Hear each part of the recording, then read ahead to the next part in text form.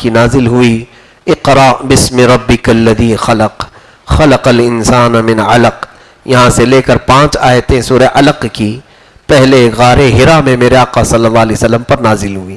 اس کے بعد پھر آیتیں اترتی رہیں. پورا قرآن کمپلیٹ ہونے کے لیے 23 سال لگ گئے. لیکن حضور پاک صلی اللہ علیہ وسلم کی ایک حدیث میں ہے، ہر سال رمضان المبارکہ میں جبرائیل امین پورا قرآن حضور کو سنا دیتے تھے. پورا قرآن سنا دیا جاتا تھا. ہر سال ایک دور قرآن کا حضور کے پاس ہو جاتا تھا. اب یہاں سے ایک بات یہ بھی پتہ چلتی ہے کہ لمحہ لمحہ جو آیتیں اتری ہیں وہ اللہ کا نظام ہے، ورنہ قرآن پورا تو پہلے سے حضور کو بتا دیا گیا تھا. غار حرا میں جبرائیل کیا کہہ رہے ہیں؟ اقرا بسم ربک الذی خلق. پہلے تو وہ 3 بار کہتے رہے اقرا، پڑھو پڑھو. حضور کیا جواب دیتے تھے؟ ما انا بقاری، میں نہیں پڑھنے والا. وہ سینے سے سینہ لگا کر کے دبوچتے میرے آقا صلی اللہ علیہ وسلم کو جبرائیل امین. 3 مرتبہ ایسے کیا اور 4تھی مرتبہ انہوں نے جبرائیل امین نے یہ کہا اقرا بسم ربک الذی خلق، پڑھو اس رب کے نام سے اپنے جس نے پیدا کیا ہے. رسول کریم صلی اللہ علیہ وسلم پڑھنا شروع فرماتے. یہاں سے ایک بات میں آپ کو بتاتا ہوں، قرآن پاک میں اللہ نے کئی جگہ پر اپنے محبوب سے یوں فرمایا قل هو اللہ احد، اے محبوب آپ فرما دے وہ اللہ ایک ہے. توجہ چاہوں گا عربی کے گرامر کے اعتبار سے. قل یہ بھی آرڈر ہے، کہو. قل کا مطلب کیا ہے؟ کہو. اقرا کا مطلب ہے پڑھو. کہو اور پڑھو میں بڑا فرق ہے. کہو اور پڑھو میں بڑا فرق ہے. ہمارے پاس جب نیا بچہ کوئی آتا ہے، بیسک سب سے پہلے شروع کرنے جا رہا ہے، تو ہم اس سے یہ کہیں گے کہو جیسے میں کہوں گا. یہی ہے نا؟ کہو جیسے میں کہوں گا، یا کہیں گے پڑھو جیسے میں پڑھوں گا. لیکن ڈائریکٹ کسی نئے بچے کو آپ یہ کہیں پڑھو، وہ پڑھے گا؟ جو الف با بھی نہیں پڑھا ہے اس کو اگر آپ کہیں پڑھو، نہیں پڑھے گا. پڑھنے کے لیے تو آپ کے پاس آیا ہوں، وہ یہی جواب دے گا نا. اس بچے سے یہ نہیں کہا جاتا پڑھو، بلکہ کہا جاتا کہو. اب دیکھیں قرآن کی سب سے پہلی آیت مولا کیا فرما رہا ہے اپنے حبیب کو؟ پڑھو. کہو نہیں کہہ رہا ہے، کہو نہیں کہا بلکہ پڑھو. یہ پڑھو اس کو کہا جاتا ہے جو پہلے سے پڑھا ہوا ہو. اے محبوب ہم نے آپ کو جو پہلے پڑھایا ہے، جب آدم بھی ابھی پیدا نہیں ہوئے تھے، وہ پڑھو جو ہم نے آپ کو پڑھایا ہے. اب جیسے دیکھیں اور ایک آیت 3 صفحے میں آئی، 4 صفحے میں قرآن پاک کے پہلے پارے میں وَإِذْ قَالَ رَبُّكَ لِلْمَلَائِكَةِ إِنِّي جَاعِلٌ فِي الْأَرْضِ خَلِيفَةً. یاد کرو، اذ کا مطلب ہوتا ہے یاد کرو. جب تمہارے رب نے کہا فرشتوں سے، جب تمہارے رب نے فرشتوں سے کہا کہ میں زمین میں اپنا خلیفہ بنانے جا رہا ہوں. اللہ نے فرشتوں کو جمع کر کے فرمایا تھا، یہ پرانی بات ہے، سارے فرشتوں کو جمع کیا، اللہ نے ان کو یوں کہا کہ میں زمین میں اپنا ایک خلیفہ بناؤں گا. آدم علیہ السلام کو پیدا کرنے سے پہلے کی بات ہے. تو فرشتوں نے کیا کہا کہ اے مولا ہم تیری تسبیح بیان کرتے ہیں، تیری پاکی بولتے ہیں، تو تیری زیادہ حمد ہم بیان کرتے ہیں، ایسے کو تو خلیفہ بنا رہا ہے جو دنیا میں جائے گا، قتل و غارت کرے گا، خون ریزی کرے گا، گناہ کرے گا. تو یہاں 2 چیزیں ملتی ہیں. پہلے یہ سنیے، میں عقیدے کی طرف آپ کو لے کر کے چلوں گا. اللہ نے فرمایا وَإِذْ قَالَ رَبُّكَ، یاد کرو اے محبوب جب تمہارے رب نے فرشتوں سے کہا. کب فرشتوں سے کہا؟ آدم کو پیدا کرنے سے پہلے. اور محبوب کو کہہ رہا یاد کرو وہ بات جو اس وقت ہوگا تبھی تو یاد کرے گا.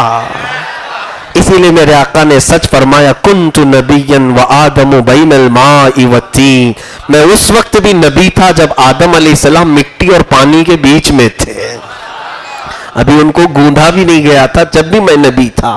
یہ رسول کریم صلی اللہ علیہ وسلم نے فرمایا.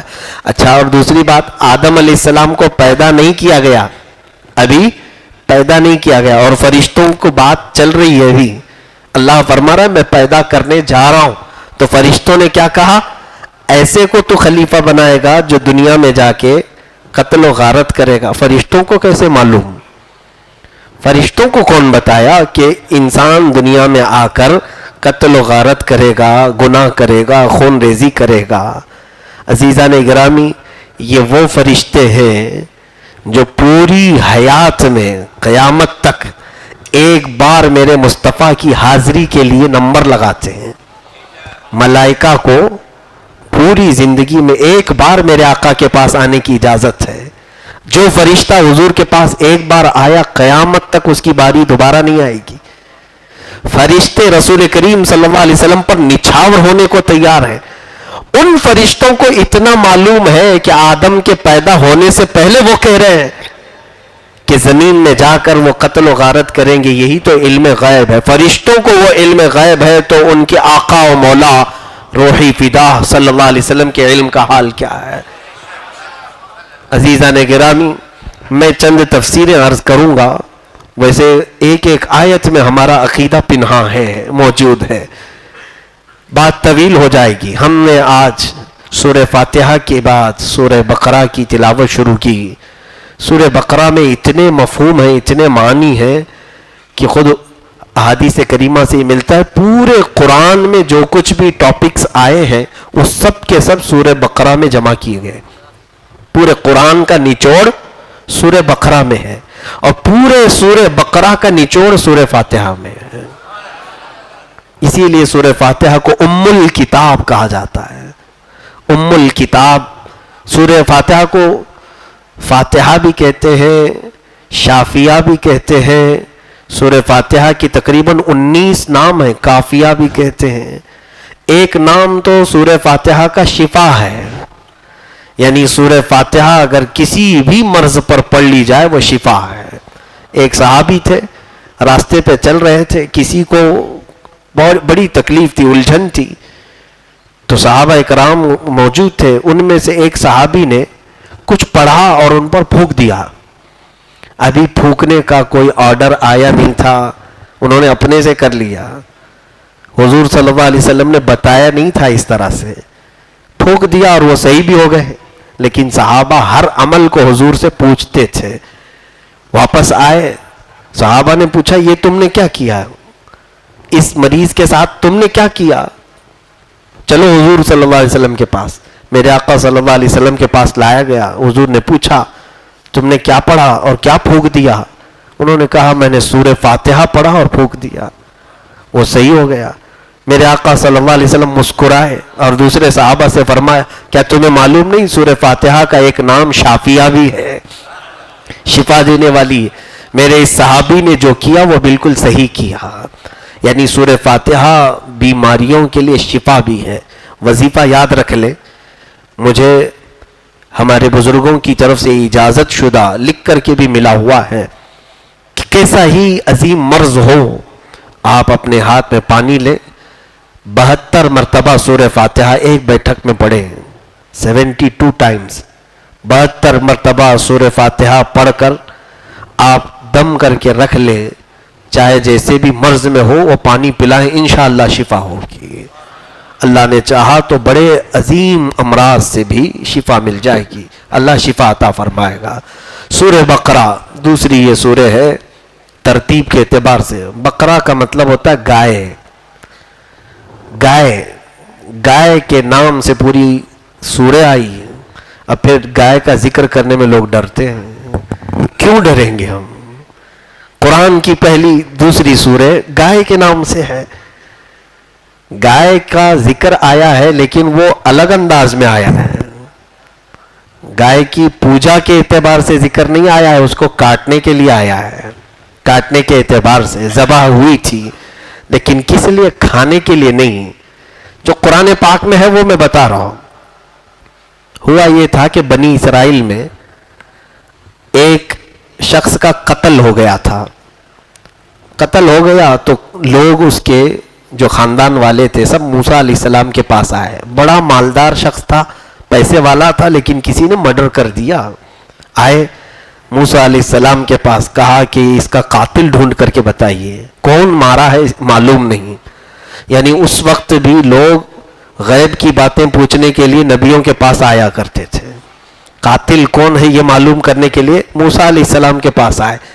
سیدنا موسیٰ علیہ السلام نے رب ذوالجلال کی بارگاہ میں یہ معاملہ رکھا کہ مولا میری قوم آئی ہے میرے پاس, میں ان کو قاتل کیسے بتاؤں کہ جو مرا ہے اس کو قتل کس نے کیا. اللہ تعالیٰ کی طرف سے حکم آیا. ایک بات یاد رکھے, اللہ تعالیٰ کے ہر حکم میں حکمت ہوتی ہے, بندے کے سمجھ میں آئے نہ آئے. مسلمان کا معنی بھی یہی ہوتا ہے, سر جھکا لینا. یہ مت پوچھو کہ کیوں یہ حکم دیا جا رہا ہے, یہ ہمارا کام نہیں ہے. اللہ نے فرمایا رکوع کرو, تم یہ مت پوچھو ایسا رکوع کیوں کیا جاتا ہے, الٹا کیوں نہیں کیا جاتا. یہ حکمت تمہارے جاننے کی ضرورت نہیں, وہ اللہ بہتر جانتا ہے. اب بنی اسرائیل جو قوم ہے وہ موسیٰ علیہ السلام کی قوم موسیٰ علیہ السلام کے پاس آئی تو اللہ تعالیٰ کا حکم ہوا, اے موسیٰ ان سے کہیں کہ ایک گائے ذبح کریں. کیا کریں؟ ایک گائے ذبح کریں. اور موسیٰ علیہ السلام نے جب کہا تو وہ کیا کہنے لگے, اتتخذون ہزوا, اے موسیٰ آدمی مرا ہے اور آپ کہہ رہے ہیں گائے ذبح کرو. ہم قاتل پوچھنے کے لیے آئے اور آپ گائے ذبح. گائے سے قتل ہونے والے کا کیا تعلق ہے؟ کچھ سمجھ میں آتا ہے؟ نہیں سمجھ میں آ رہا ہے. مثال کے طور پر اگر کوئی میرے پاس آیا, آنکھ میں درد ہو رہا ہے, بہت تکلیف ہو رہی ہے, اگر میں اس کو چپل دے دوں تو وہ غصے میں آ جائے گا. میں آنکھ درد کی شکایت لے کر کے آیا ہوں اور آپ مجھے چپل پہنا رہے ہیں. ہاں یہ حکیم حکمت جانتا ہے. ایسا ہوا بھی تھا. شیخ سعدی رحمۃ اللہ علیہ نے فرمایا ہے کہ ایک شخص آیا حکیم کے پاس پیٹ درد لے کر کے, تو حکیم اس کی آنکھ میں انجیکشن کرنا چاہ رہا تھا. تو کہا یہ کیوں, میں پیٹ کے درد کی شکایت لایا ہوں, آپ آنکھ میں علاج کر رہے. کہا کیا کھایا تھا؟ کہا جلی ہوئی روٹی. کہا اسی لیے آنکھ میں انجیکشن کر رہا ہوں تاکہ دیکھ کے کھایا کرے. تو حکیم جانتا ہے کس کام کی کیا حکمت ہے. اب یہاں پر آدمی مرا ہے, اللہ نے حکم کیا دیا, ایک گائے ذبح کرو. لوگوں کو چاہیے تھا پوچھے نہ, کر دیتے ذبح, اللہ بہتر جانتا ہے. لیکن انہوں نے سوال کیا, اے موسیٰ کیا مذاق تو نہیں کر رہے آپ؟ موسیٰ علیہ السلام نے کیا کہا سنیے, اعوذ باللہ ان اکون من الجاہلین, اللہ کی پناہ میں جاہلوں میں سے نہیں ہوں. اس کا مطلب کیا ہوا؟ مذاق کرنے والا جاہل ہوتا ہے. انبیاء کرام علیہ السلام مذاق نہیں کرتے کیونکہ وہ رشد و ہدایت کے علم بردار ہوتے ہیں, وہ کبھی مذاق نہیں کرتے. اب سنیے, جب انہوں نے یہ حضرت موسیٰ علیہ السلام کا جلال سنا تو کہا ٹھیک ہے ہم ذبح کر دیں گے, لیکن یہ پوچھئے کیسی گائے ذبح کریں. اب انہوں نے سوال کیا, اللہ نے فرمایا قالوا ادع لنا ربك يبين لنا ما هي قال انه يقول انها بقرة لا فارض ولا بكر عوان بين ذلك فافعلوا ما تؤمرون. جب انہوں نے کہا اے موسیٰ اللہ سے پوچھو کہ کیسی گائے ذبح کرے, رب نے فرمایا ایسی گائے جو بچی بھی نہ ہو, بوڑھی بھی نہ ہو, بالکل جوان ہونی چاہیے. ٹھیک ہے ذبح کر دیں گے. پھر وہ ڈھیٹ قوم تھی, پھر پوچھا انہوں نے, اے موسیٰ آپ پوچھ لیں رنگ کیسا ہونا چاہیے گائے کا. اللہ نے پھر حکم نازل فرمایا, بقرۃ صفراء فاقع لونها تسر الناظرین, بالکل پیلے رنگ کی گائے ہونا چاہیے, ڈبڈباتی رنگت کی, دیکھنے والوں کو بھا جائے. پیلے رنگ کی گائے دیکھا ہے آپ نے؟ اب حکم آیا ہے, جب پوچھو گے زیادہ تو حکم آئے گا. نیلا بھی ہو سکتا ہے, ہرا بھی ہو سکتا ہے, پیلا بھی ہو سکتا ہے. اب حکم آیا اس پر, ان کو ایک تو جوان گائے چاہیے, دوسری اب پیلی گائے ذبح کرنا ہے. جتنے سوال کرتے جاؤ گے مشکل میں بڑھتے جاؤ گے.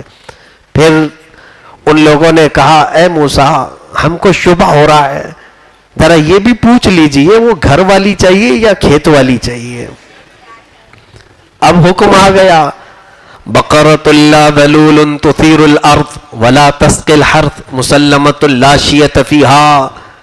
اللہ نے فرمایا ایسی گائے جو کبھی کسی کھیتی میں کام نہ کی ہو اور کبھی کسی کے ہاں پلی ہوئی بھی نہ ہو.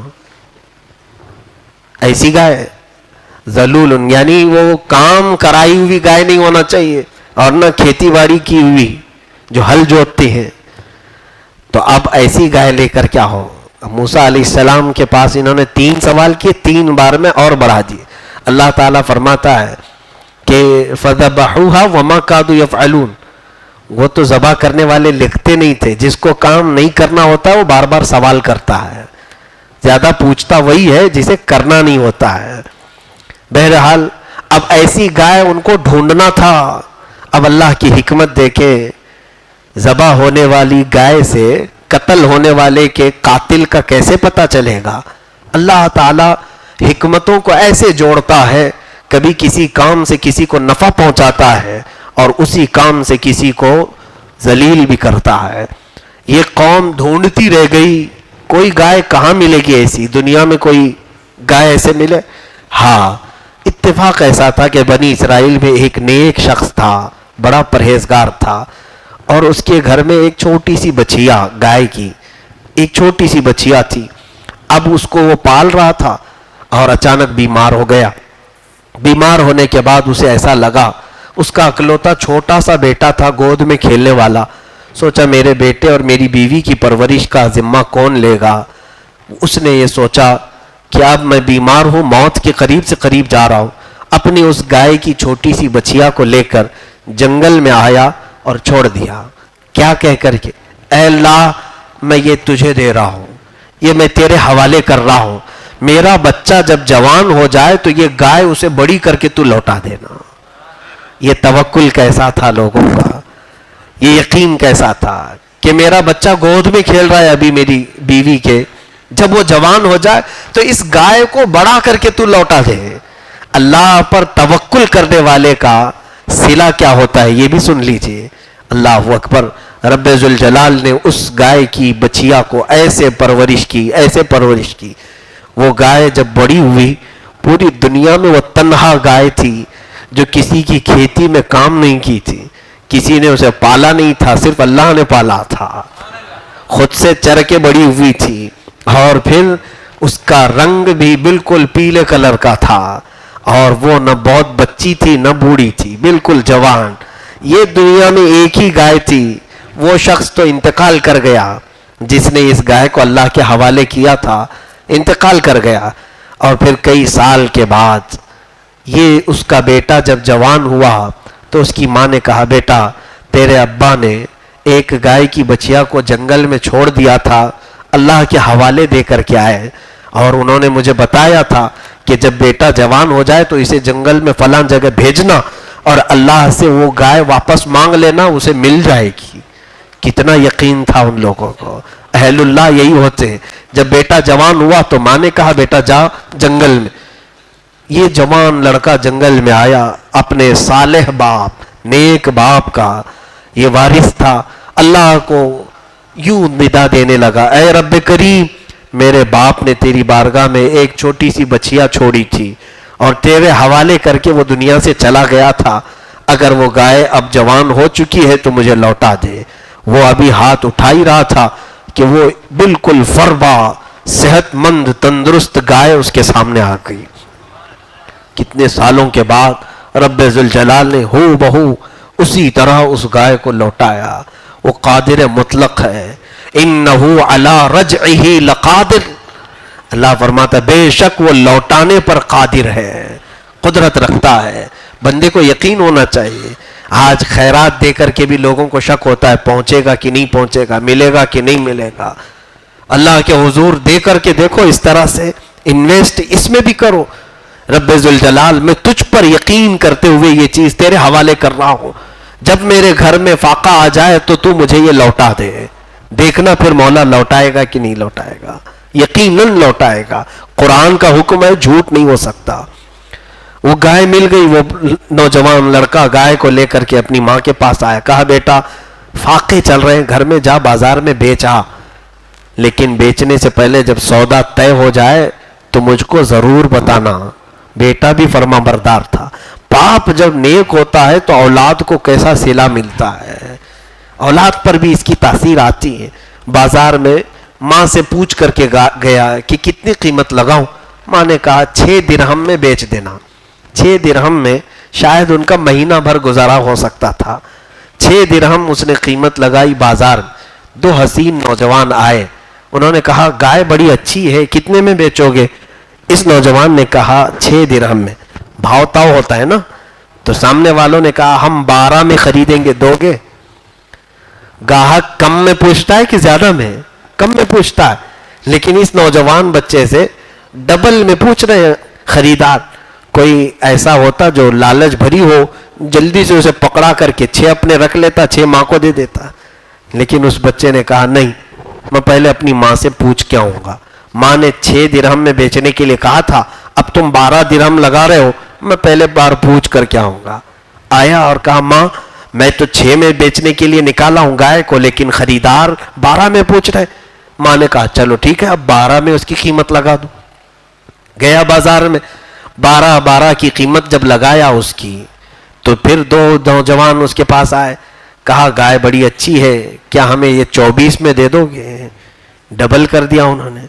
اس بچے نے کہا نہیں، میں پہلے اپنی ماں سے پوچھ کر کے آؤں گا اور اس کے بعد پھر بیچوں گا۔ ماں کے پاس پھر آیا اور کہا عجیب حال ہے ماں، میں 12 میں بیچنا چاہتا ہوں لیکن خریدار 24 میں پوچھ رہا ہے۔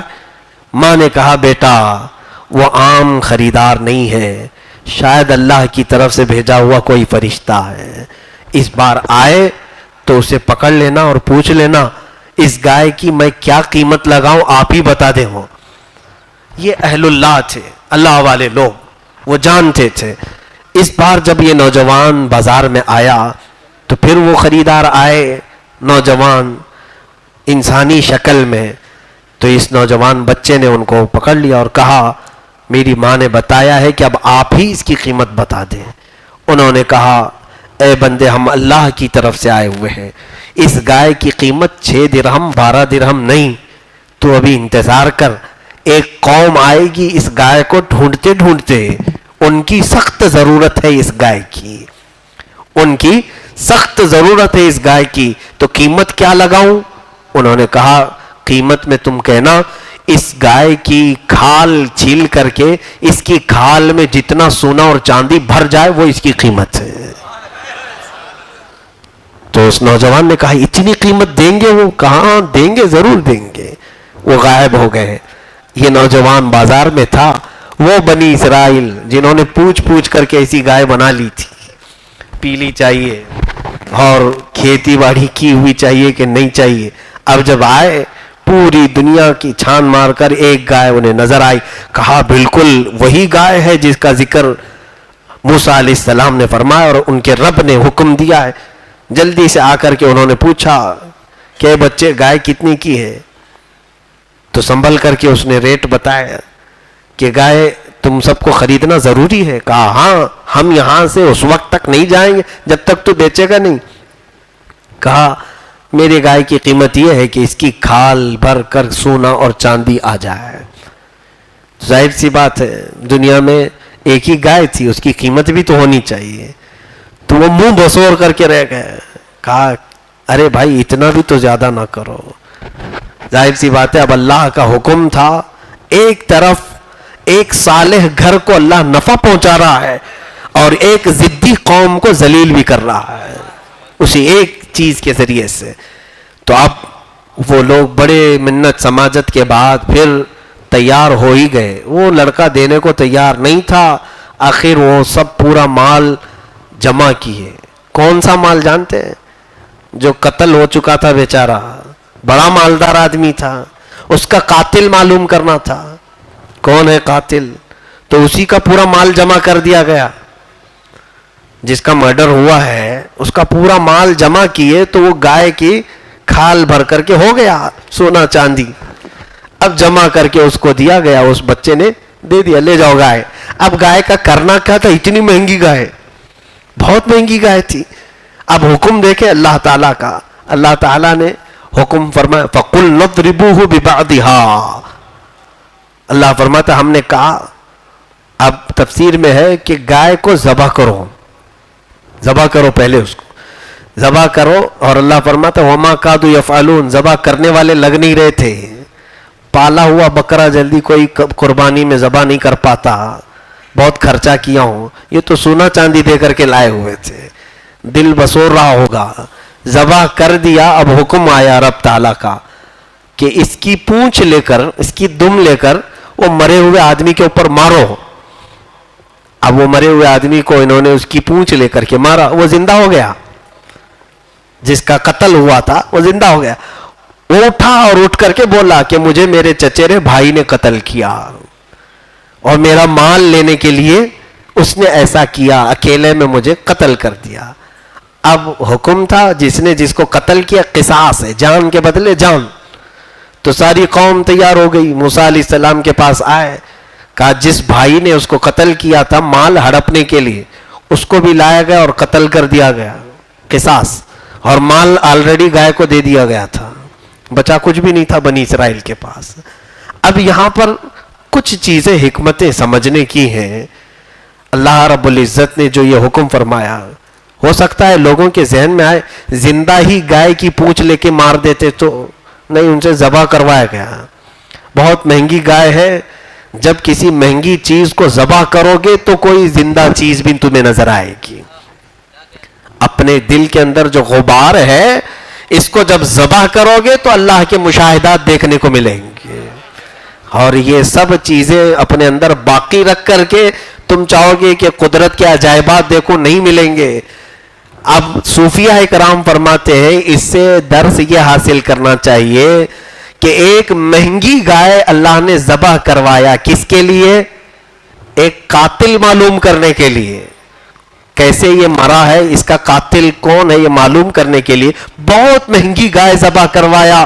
صوفیہ کرام فرماتے اے بندے، اگر تو بھی یہ دیکھنا چاہے کون تجھے آج ذلیل کیا ہے، کون تجھے آج گمراہ کر رہا ہے، کون ہے وہ جو تجھے گناہوں پر لے جا رہا ہے، کون ہے جو تیرے دل کو مردہ کیا ہوا ہے، اس کو جاننا ہے تو پھر تم اپنے لیے جو بہت کچھ مہنگے گناہ جمع کر کے رکھے ہو ان کو ذبح کرو، تمہارا قاتل خود معلوم پڑ جائے گا. تمہیں کون گمراہ کر رہا ہے وہ ابلیس لعین سامنے نظر آئے گا. لیکن پہلے اپنی خواہشات کو قتل کرنا ہوگا. تو یہ جو گائے کا ذکر آیا ہے جس کے ذبح کرنے کے بعد قاتل کا پتہ چلا، اس لیے اس سورے کا نام کیا ہوا ہے؟ سورہ بقرہ، گائے والی سورہ ہے. بہرحال گائے کے احکام پھر کبھی عرض کیے جائیں گے. اس سورے میں بہت ساری اور باتیں، جیسے آدم علیہ السلام کی پیدائش کا ذکر ہے کہ کیسے آپ کو پیدا کیا گیا، پھر بنی اسرائیل پر اللہ نے کیا کیا نعمتیں اتاری ان کا ذکر ہے، پھر ہاروت ماروت 2 فرشتوں کا ذکر ہے جن کو اللہ نے آزمائش کے لیے اتارا تھا، انہیں جادو سکھا کر کے دنیا میں بھیجا گیا تھا. تو یہودیوں کے بیچ میں وہ آتے تھے، یہودی سب سے زیادہ ان سے جادو سیکھتے تھے، جادو سیکھنے کی کوشش کرتے. وہ فرشتے کہتے بھی تھے انما نحن فتنۃ فلا تکفر، ہم تو برائے آزمائش اتارے گئے ہیں، تم کفر مت کرو. لیکن وہ یہودی کون سا جادو سیکھتے تھے؟ فَيَتَعَلَّمُونَ مِنْهُمَا مَا يُفَرِّقُونَ بِهِ بَيْنَ الْمَرْءِ وَزَوْجِهِ، ان سے وہ شوہر اور بیوی کے درمیان نفرت ڈالنے والی جادو سیکھتے تھے. کون سیکھتے تھے؟ یہودی. بنی اسرائیل روزانہ ان سے جادو سیکھتے تھے اور پھر لوگوں پر وہ امپلیمنٹ کر کے دیکھتے تھے، ٹرائل کر کے دیکھتے تھے، لوگوں کو الگ کرتے تھے، جوڑے نفرت میں تبدیل کر دیتے تھے. وَيَتَعَلَّمُونَ مَا يَضُرُّهُمْ وَلَا يَنْفَعُهُمْ، اللہ فرماتا ہے ان فرشتوں سے یہ لوگ وہی سیکھتے تھے جو ان کو ضرر دے، تکلیف پہنچانے والی چیزیں، نفع والی چیز کوئی نہیں سیکھتے تھے. اب ضرر دینے والی، جادو ہے ہی تکلیف دینے کے لیے، جادو حلال نہیں ہے، حرام ہے. اسلام میں جادو کے لیے یہ کہا گیا، بعض صوفیہ کرام نے فرمایا جس نے جادو کیا سیکھا وہ زندیق ہے، اسے توبہ کی بھی توفیق نہیں دی جائے گی. اندیشہ ہے کہ کفر پر اس کی موت ہو جائے گی، اندیشہ ہے کہ وہ کافر مرے گا. جادو کے قریب بھی نہ جائے. مسلمانوں کا اس سے کیا تعلق؟ لوگ اپنی بھڑاس نکالنے کے لیے بعض جادوگروں کے پاس جاتے ہیں، جوتیشوں کے پاس جاتے ہیں، باباؤں کے پاس جاتے ہیں. ان کے متعلق کہا ہے، بزرگوں نے فرمایا جو جادو کرتا تھا یا کراتا تھا، مر جانے کے بعد اس کی قبر کھود کر کے دیکھیں، اس کی قبر میں خنزیر نکلے گا، اس کی شکل خنزیر کی بنا دی جائے گی اور اس کا چہرہ قبلے سے پھیر دیا جائے گا، قبلے کی طرف سے اس کا چہرہ ہٹا دیا جائے گا۔ جادو سیکھنے کا کام تو یہودی کرتے تھے، مسلمانوں میں اس کا کوئی تصور ہی نہیں ہونی چاہیے۔ حضور پاک صلی اللہ علیہ وسلم پر بھی جادو کو آزمایا لوگوں نے، وہ بھی یہودی ہی تھے، یہودیوں نے اس طرح کے جادو کیے۔ تو یہ ہاروت ماروت کا ذکر آیا ہے قرآن پاک میں، جو 2 فرشتے اترے تھے، ان کا بڑا لمبا قصہ بیان کیا جاتا ہے، لیکن میں مختصر سی بات اتنی عرض کر رہا ہوں، باقی قصے کی صحت کے بارے میں ہمیں معلومات نہیں ہے۔ تو یہ جادو سکھاتے تھے، لیکن یہ کہہ کر کے سکھاتے تھے کہ ہم آزمائش کے لیے آئے ہیں تم میں سے کون ہم سے اچھی چیزیں لیتا ہے اور کون خراب چیزیں لیتا ہے۔ تو اس طرح سے یہودیوں نے جادو کو اتنا پھیلایا تھا کہ پھر سیدنا سلیمان علیہ السلام جب تشریف لائے تو ان کے سارے جادو کی کتابیں جمع کیا، سارے جادو جو یہ کرتے تھے، بڑا فتنہ مچا کر کے رکھا تھا انہوں نے پوری دنیا بھر میں، سب جمع کر کے انہوں نے اپنی کرسی کے نیچے دفن کر دیا۔ حضرت سلیمان علیہ السلام سب کرسی کے نیچے دبا دیا اور اس پر آپ بیٹھتے تھے۔ کس کی مجال، کس کی ہمت کہ سلیمان علیہ السلام کی کرسی کو ہلا کر کے دکھائے، کوئی قریب نہیں آتا تھا، حتیٰ کہ آپ کی وفات کے بعد بھی اس کرسی کے نیچے کیا ہے وہ کھود کر کے دیکھ نہیں سکے۔ اب میں آپ کو جوڑتا ہوں اس بات سے جو کرنٹ پوزیشن ہے آج یہودیوں کی، ہیکل سلیمانی، سلیمان علیہ السلام نے جو بنایا تھا، جس کو آج 3rd ٹیمپل کے نام سے یہ بنانے جا رہے ہیں، مسجد اقصی جہاں پر ہے، بیت المقدس، ان کا کہنا یہی ہے کہ یہاں پر ہیکل سلیمانی تھا جس کے اندر سلیمان علیہ السلام نے جادو کی ساری کتابیں دفن کی تھی۔ جانتے ہیں اس وقت اسرائیل کئی فٹ نیچے وہ لوگ کھدائی کر رہے ہیں، مسجد اقصی کے آس پاس سب کھدائی کر چکے ہیں اور انڈر گراؤنڈ کھود رہے ہیں اور دنیا کو کیا بتا رہے ہیں، ہم پرانے آثار ڈھونڈ رہے ہیں، پرانے آثار ہم دیکھ رہے ہیں کہ پہلی کی قومیں یہاں پر آباد تھیں تو ان کی کچھ چیزیں مل جائیں۔ جھوٹ ہے، میں آپ کو بتاؤں، یہ جادو کی وہ کتابیں ڈھونڈ رہے ہیں جو سلیمان علیہ السلام نے لے کر اپنی کرسی کے نیچے دفن کیا تھا۔ پھر بھی بچا کر کے جو جادو ان کے ہاتھوں لگا، اس کی بھی اتنی موٹی کتاب ہے آج یہودیوں کے پاس جس کا نام قبالہ ہے۔ سرچ کر کے دیکھنا آپ، یہ مقدس کتاب یہودیوں کے ہاں، ہم جیسے قرآن عظیم کو مقدس مانتے ہیں، یہ اپنے اعتبار سے کئی چیزوں کو مقدس مانتے ہیں۔ تلمود ہے، اولڈ ٹیسٹمنٹ ہے، نیو ٹیسٹمنٹ ہے، تورات، انجیل، زبور، یہ تمام چیزوں کے ساتھ ساتھ ایک کتاب ہے قبالہ، جس میں صرف اور صرف جادو ہی لکھا گیا ہے، جادو کی تمام تعلیمات۔ پوری دنیا بھر میں یہ جادو پر ایکسپیریمنٹ کرتے رہتے ہیں، یعنی تجربات کرتے رہتے ہیں یہودی۔ تو جادو ان کے ہاں مقدس ہے، حتیٰ کہ آپ نے سنا ہوگا ہیپناٹزم، سامنے والے کو مسحور کر دینا، آنکھوں میں آنکھیں ڈال کر کے اس کو سن کر دینا اور پھر جو ڈائریکشن دے اس پر وہ چلتا پھرتا ہے، ہیپناٹزم، یہ بھی سب جادو کے عملیات میں سے ہے۔ یہ ساری چیزیں یہودیوں نے آج پوری دنیا میں، اس سے قبل بھی میں نے بتایا تھا کہ 1-2 نہیں، ہمارے بزرگوں نے، بعض بزرگوں نے یہاں تک بھی فرمایا ہے کینسر کوئی بیماری نہیں، یہ بھی ان کا چھوڑا ہوا جادو ہے۔ جادو کے طریقے سے ان لوگوں نے کئی بیماریاں بھی ڈالی ہیں لوگوں کے اندر۔ ہمارا تو عقیدہ ہے بیماری اللہ کی طرف سے آتی ہے، لیکن فساد مچانے کا کام یہ کرتے ہیں۔ کئی بیماریوں کو بھی انہوں نے نئے انداز سے لوگوں کے درمیان چھوڑا ہے جادو کے ذریعے سے۔ کارٹون نیٹ ورک میں پورا کا پورا جادو ان لوگوں نے چھوڑ رکھا ہے۔ جو بچے جادو کا یہ کارٹون دیکھتے ہیں، ان کا ذہن ایسے مسحور کر دیا جاتا ہے کہ وہ اسی میں مگن ہو کر رہ جاتے ہیں۔ کارٹون کے جب فلمیں یہ بچے دیکھتے ہیں تو اس سے ہٹ نہیں پاتے۔ کیا وجہ ہے؟ اس میں بھی جادو کر کے رکھا گیا ہے۔ ہر جو ایک شکل آتی ہے اس میں کچھ ڈاٹس ہوتے ہیں جس کو دیکھتے ہی بچہ اس کی طرف مائل ہو جاتا ہے۔ کئی چیزیں انہوں نے دنیا میں پھیلا کر کے رکھا ہے۔ اس لیے اللہ رب العزت نے 2 سورتیں اتاری ہیں قل اعوذ برب الفلق قل اعوذ برب الناس. یہ دونوں سورے انہی شیطانوں سے بچنے کے لیے ہے، جادو، سحر، نظر بد، حسد، ان تمام چیزوں سے بچنے کے لیے. تو آج کی اس تفسیر میں یہ تنبیہ کرتا جاؤں گا، ہر دن ہر گھر میں بچہ ہو، جوان ہو، بوڑھا ہو، عورتیں ہوں، مائیں ہوں، بہنیں ہوں، سارے لوگ فجر میں سورہ فلق قل اعوذ برب الفلق اور سورہ ناس قل اعوذ برب الناس 3 مرتبہ پڑھ کر اپنے دونوں ہتھیلیوں پر دم کرے اور اپنے چہرے پر اور اپنے بدن پر جہاں تک ہاتھ جائے مل لے. انشاءاللہ العزیز وہ دن پورا مولا ان کے جادو سے تمہاری حفاظت فرمائے گا. اللہ رب کریم سورہ بقرہ میں موجود سارے مضامین کو ہمیں سمجھنے کی توفیق عطا فرمائے، اس پر ہمیں عمل کی بھی توفیق عطا فرمائے. رب ذوالجلال قرآن عظیم کو سہولت کے ساتھ آسانی سے پڑھنے کی توفیق عطا فرمائے. وآخر دعوانا ان الحمدللہ رب العالمین. کل انشاءاللہ فجر کے بعد سے دورہ ختم قرآن شروع ہوگا. جن بچوں نے، جوانوں نے نام لکھائے ہیں وہ